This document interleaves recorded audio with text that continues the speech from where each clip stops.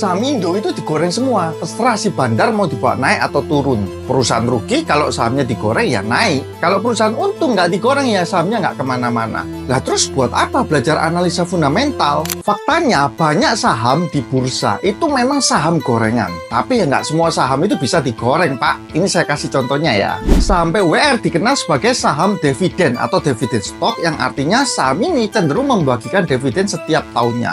Sekarang harga saham PWR ini sekitar 680.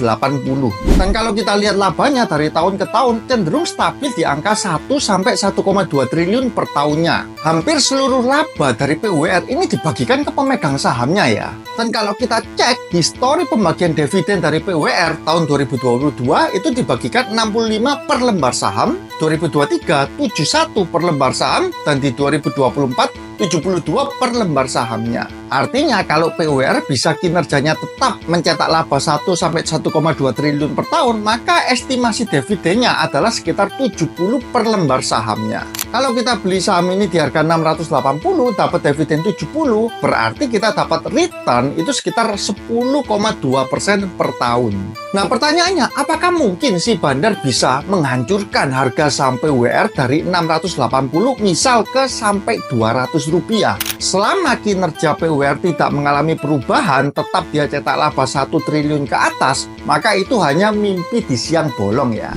Kenapa? Kalau harga saham PWR 200 rupiah, tapi dia bagikan dividen 70 rupiah, berarti returnnya mencapai 35%. Wah, kalau itu terjadi ya tentu orang-orang atau investor yang punya obligasi yang returnnya cuma 6-7%, dibuang semua obligasinya, pindah ke saham PWR ya.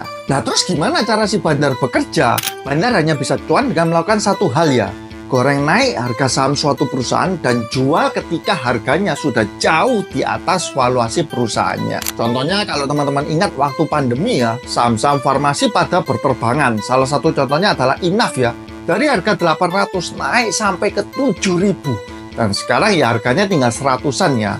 Selain itu juga ada saham Arto kan, dari 400 naik sampai ke 19 ribuan. Sekarang ya tinggal 1.500-an saja. Retail-retail yang FOMO beli saat itu ya tentu sekarang posisinya sedang nyangkut kalau tidak dijual ya. Solusinya kalau nggak mau kena gorengan si bandar ya tentu teman-teman jangan beli saham yang harganya itu nggak masuk akal, Pak. Tapi sayangnya retail ini biasanya tangannya ini gatel ya. Kalau lihat sahamnya sedang hijau di layar, malah dia pingin segera pencet tombol buy.